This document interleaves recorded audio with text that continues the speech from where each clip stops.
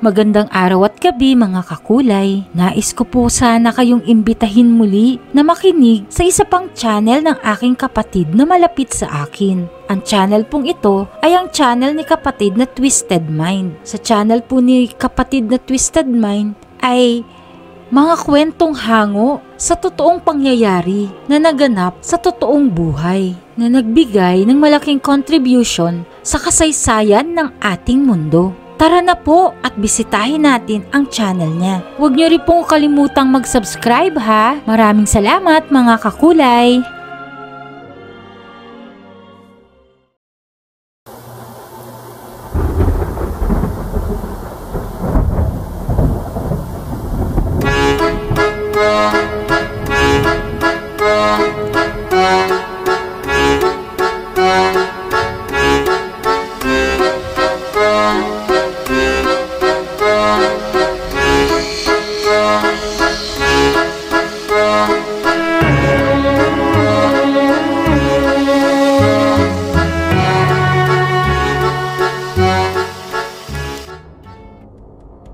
Ako po si Dipred.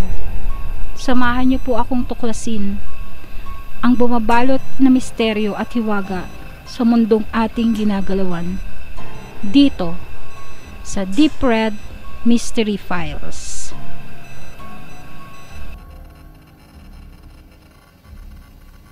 Umpisahan na po natin ang ating kwento. Hindi magkanda-ugaga ang mga kalalakihan sa San Fernando City dahil sa isang natatanging babae sa kanilang lugar. Isang nakakaakit na imahe na talaga namang naging mutya ng maraming patay na lalaki sa isang babae. Ito ay walang iba kundi si Ayesha. Si Ayesha ay nasa edad na 22 taong gulang. Tila nahihiwagaan ng ilang mga residente sa San Fernando City, lalo na ang mga kababaihan sa tinataglay na ganda ni Ayesha. Isa sa naging kalaban noon ni Ayesha sa lugar ay ang mga babae, sapagkat madalas ang mga mister o jowa nila ay talagang naaakit sa tuwing nakikita siya. Maraming nagsasabi na may lahing foreigner ito dahil bukod sa maputi at matangkad na pangangatawan, ay maliit lang ang hugis ng mukha nito. Isa pa sa nakaka-attract, lalo kay Ayesha, ay ang kanyang nunal sa magkabilang pisngi. Mga matang tila napaka-inosente na walang makikitang bahid ng kasalanan. Idagdag pa ang hubog ng katawan, kung kaya't maraming kalalakihan ang ipinapantasya si Ayesha. Ang dalaga naman ay sinamantala rin ang pagkakagusto ng mga kalalakihan sa kanya. Walang may alam ni isa man sa kanila kung saan nga ba galing si Ayesha. Walang may alam kung sino-sino ang mga magulang at kamag-anak nito. Dahil biglang-bigla na lang kasing sumulpot si Ayesha sa lugar ng San Fernando City. Isa si Elmer na naakit sa dalaga. Walang mga oras, minuto o kahit araw at gabi na di niya pinapantasya si Ayesha. Hindi ito makatulog sa gabi kapag hindi pumasok sa isip niya ang napakagandang dalaga. Lumipas ang ilang mga taon ay naging maayos naman ang pagdating ni Ayesha sa lugar. Dahil nga, misis lang naman ang kanyang nakakaaway at wala nang iba. At habang lumilipas ang mga araw ay parami ng parami ang mga nagiging malapit na loob sa dalaga sa iba pang residente. Kaya isang araw, nakita ni Elmer na may kasamang lalaki si Ayesha. Mula sa bahay pa lang ay sinundan na iyon ni Elmer kung saan pupunta ang dalawa. Nanlaki ang mga mata ni Elmer nang makita niyang pumasok sa isang motel si Ayesha kasama ang isang lalaki. Dahil sa inis ni Elmer na may ibang kasama ang sinisinta niyang babae at nakita pang pumasok sa motel, ay umalis itong galit. Kinabukasan, bigla nilang kumalat sa lugar ng San Fernando City ang isang lalaking wala ng buhay na natagpuan sa isang motel. walang may alam sa mga taga roon kung ano at sino ang pumatay sa lalaki. Ang lalaking iyon ay kinilalang si Bobong, isang tricycle driver na humanga rin kay Ayesha. Sabi ng karamihan ay marahil pinatay si Bobong dahil sa maraming nakakita sa kanila na magkasamang pumasok sa motel. At iyon ang naging mitya ng maagang kamatayan nito. Samantala, hindi rin makapaniwala si Ayesha na ang kasama niya ng gabing iyon ay huling beses na pala niyang makikita. Kahit sinisisi si Ayesha sa pagkawala ni Bobong ay marami pa ring nagtatanggol sa kanya dahil na rin sa gustong magpapansin ng ibang kalalakihan. Alam na ni Elmer ang usap-usapan sa lugar nila tungkol sa namatay na kasama ni Ayesha, pero hindi nang ialam ito, bagkus ay nilisan niya ang lugar na kanyang kinalakihan upang mag-aral bilang pulis sa ibang lugar. Magmula noong may nangyari kay Bobong ay tila sunod-sunod na ang mga patayang nagaganap. Hindi dahil sa baril o kutsilyo o kahit anong bagay, kundi sa isang di maipaliwanag na dahilan. Ang isa sa napapansin ng ibang mga kapitbahay ni Ayesha ay madalas itong lumalabas sa gabi na animoy parang isang bayarang babae base sa kanyang postura. Sobrang kapal ng makeup at lipstick, buhok na talagang nakakaakit sa mga kalalakihan. Idagdag pa ang maiksi nitong short na kulang na lang ay magpanty na sa sobrang ikli. Ang damit pang itaas naman ay sobrang sexy at halos lumabas na ang bra sa likuran. Nagtataka ang mga residente dahil di sila makapaniwala na ang babaeng ubod ng ganda na bagong salta sa lugar nila ay isang ang tunay na bayaran. Dahil marami na silang nakikita na iba't ibang lalaki na ang nakakasama ni Ayesha sa mga motel o sa mismong bahay nito. Magkaganon pa man ay wala pa ring nakikialam kung sino ang may utak sa mga nangyayaring patayan sa kanilang lugar. At ang isa sa ipinagtataka ng mga pulis ay bakit halos mga lalaki ang binibiktima. Isang araw ay biglang nagbalik si Elmer sa loob ng 3 taong pagkawala at ngayon ay isa na siyang ganap na pulis. Sobrang natutuwa ito dahil namimiss na rin siya ng kanyang pamilya. Lumipas ang ilang linggo mula pagkarating ni Elmer ay nakita niyang muli si Ayesha at pagkakita ni Elmer dito ay napanganga na naman ang kanyang bibig dahil di ito makapaniwala sa kanyang mga nakikita. Ubod pa rin ang ganda si Ayesha na parang walang ipinagbago noong umalis siya. Kung gaano kaganda at kasexy si Ayesha noon ay mas lalo pang naging maganda sa paningin ni Elmer ang dalaga ngayon. Pero biglang natahimik si Elmer nang magsalita ang kanyang ina.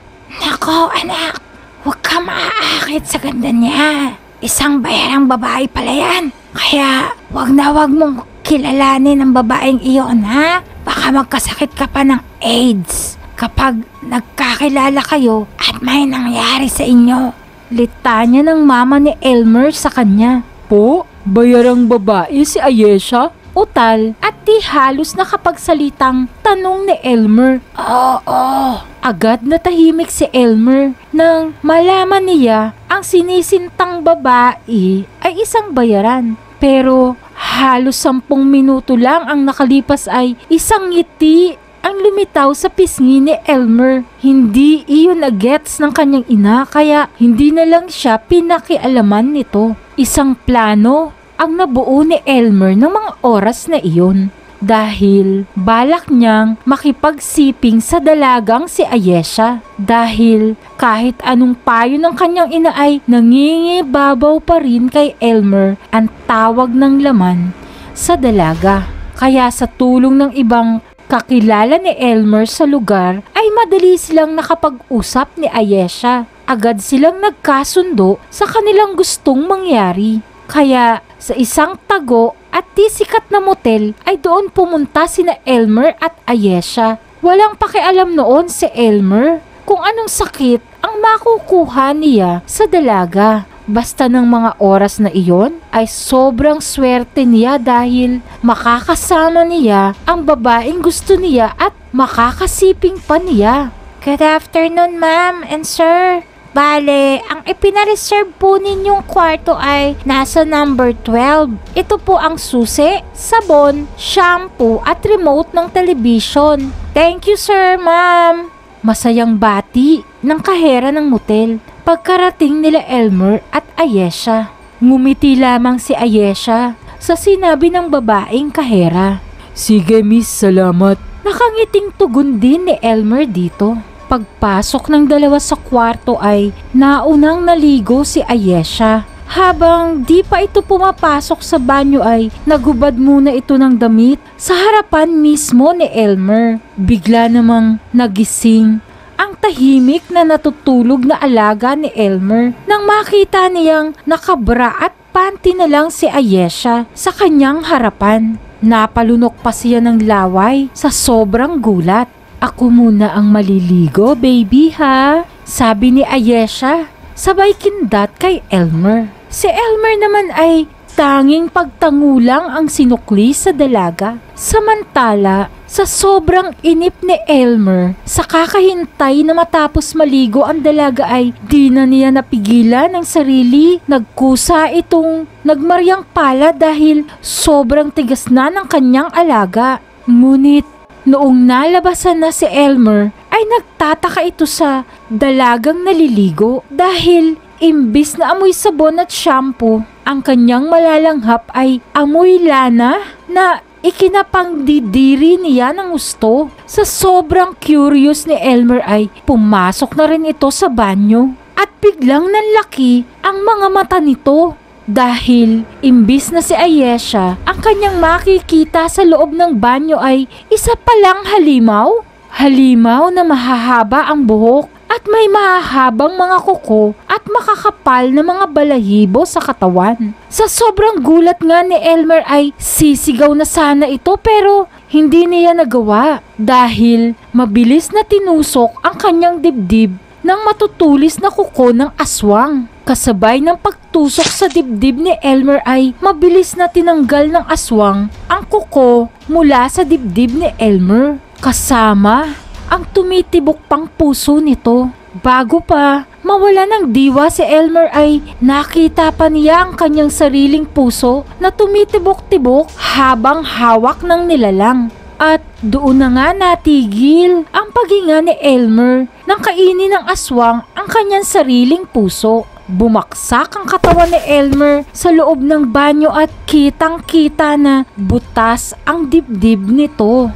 Matapos mamatay ni Elmer sa kamay ng aswang ay labis naman ang ikinapagtataka ng mga staff sa motel kung bakit mag-isa lamang na umalis ang dalagang si Ayesha.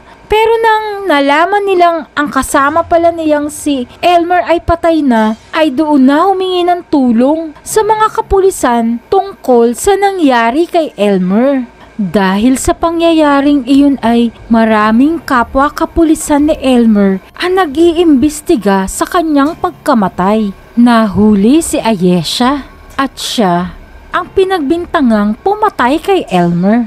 Dahil silang dalawa lamang ang magkasama sa loob ng kwarto ng gabing iyon. Ngunit may paliwanag naman si Ayesha at itinatanggi ang mga akusa laban sa kanya.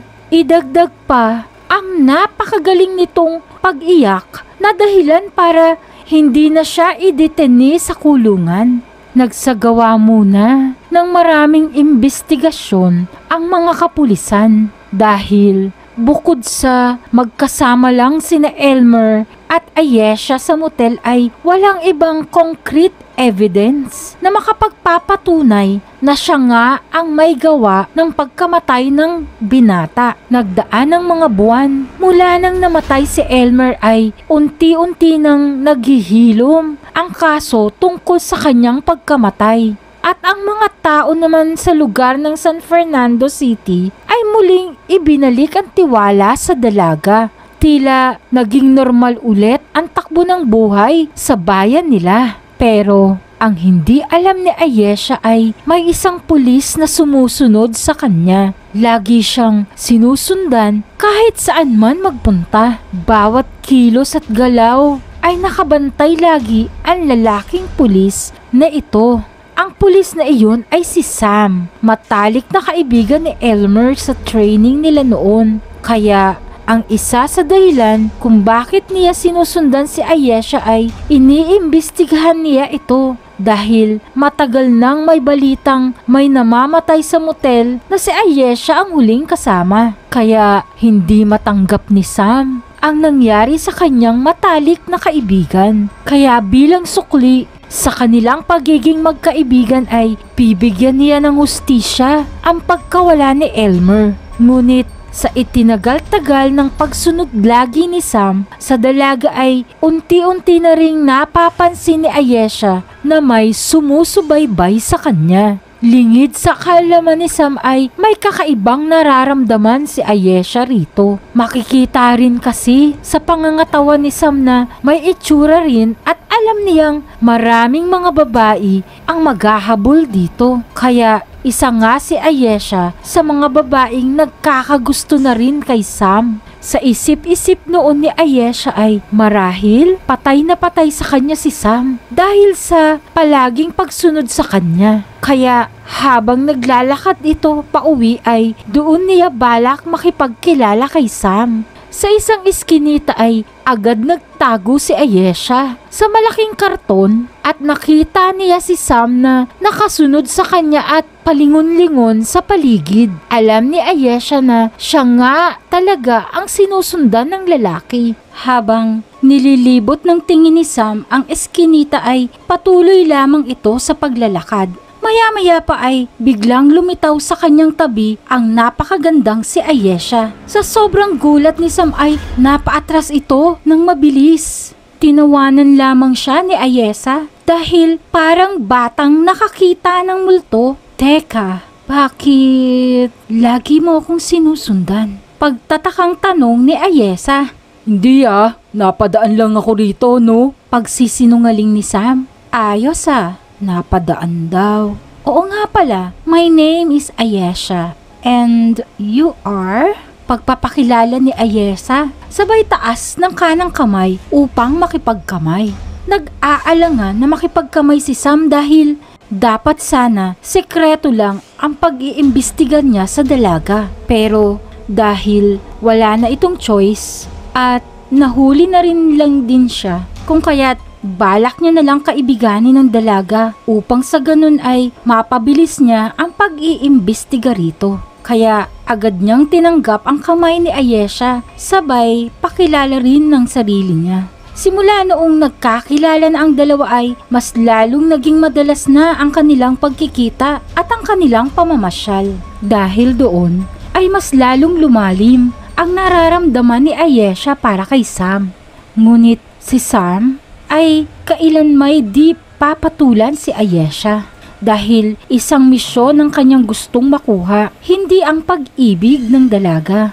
Umabot ng 1 taon ang pagkikilala nilang dalawa, kaya isang desisyon ang naisipan ni Ayesha para kay Sam. Balak niyang ipagtapat ang kanyang nararamdaman upang mapasa kanya na ang binata. Dinala ni Ayesha si Sam sa isang lugar na malayo sa syudad. Sa isang bundok sila umakyat upang doon ipagtapat ni Ayesha ang kanyang nararamdaman. Wala itong pakialam kung siya ang babae at siya ang aamin ng kanyang nararamdaman para sa lalaki.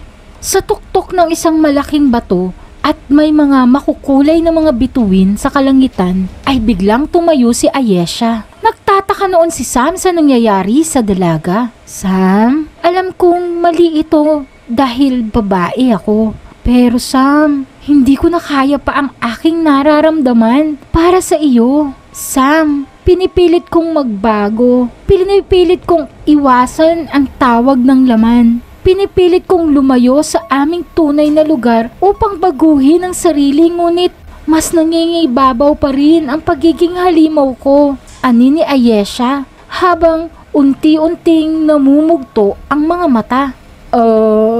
Anong ibig mong sabihin? Nagtatakang tanong ni Sam dahil naguguluhan siya sa mga nangyayari. Sam, ikaw pa lang ang unang lalaki na nagpatibok ng aking puso. Ikaw pa lang ang lalaki na aking kahinaan. Sam, nais kong malaman mong mahal kita pero hindi maaaring mangyari iyon. Tuluyan na ngang tumulo ang mga luha ni Ayesha sa kanyang mga mata. Ngunit kahit narinig ni Sam ang sinabi sa kanya ni Ayesha, ay naguguluhan pa rin ito sa mga binitawang salita ng babae.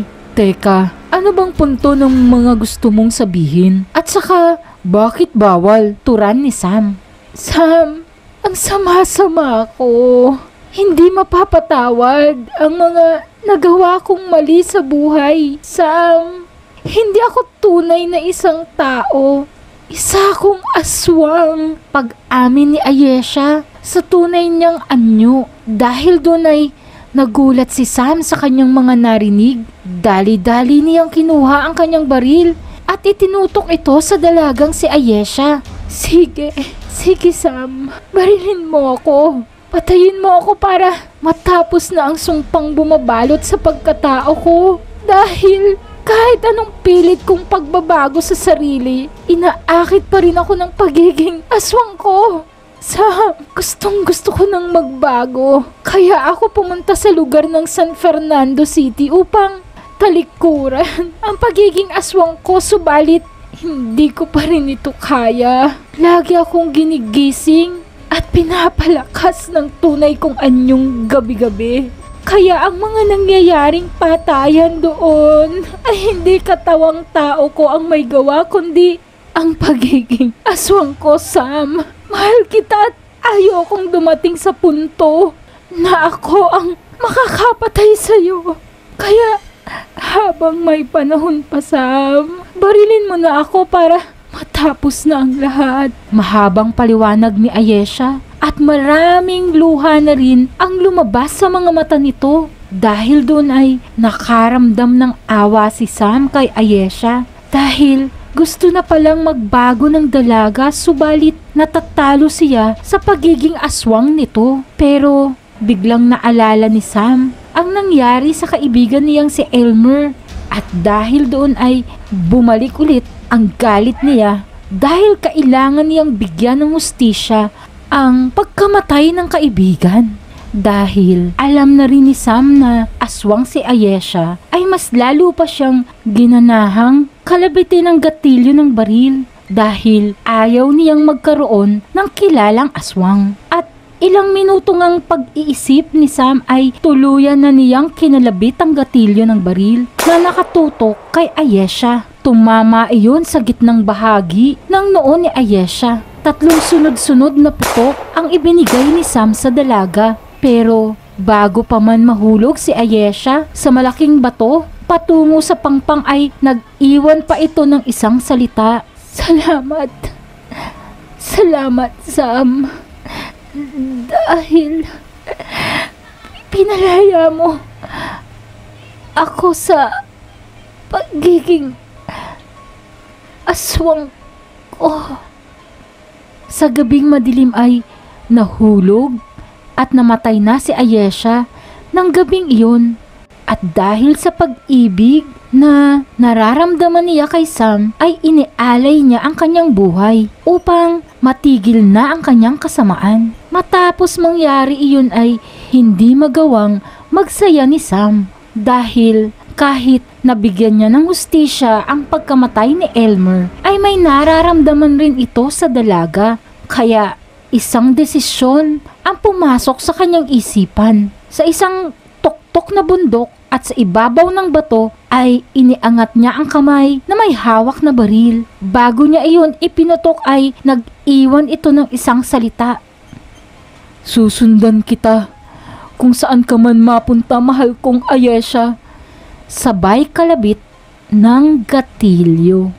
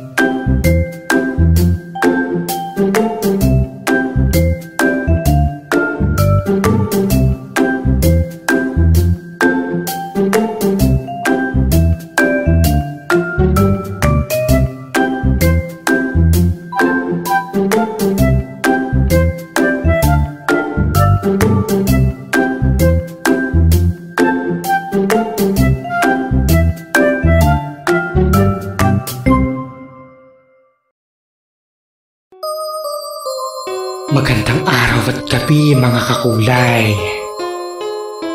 Deep Red Mystery Files. Let's go! Magandang araw at gabi mga kakulay na nagpatunay. Ako nagbigay ng kulay sa inyong buhay. Malalim na pula sa horror ang ihahatid. Yan ang totoong meaning ng Deep Red. Deep Red Mystery Files.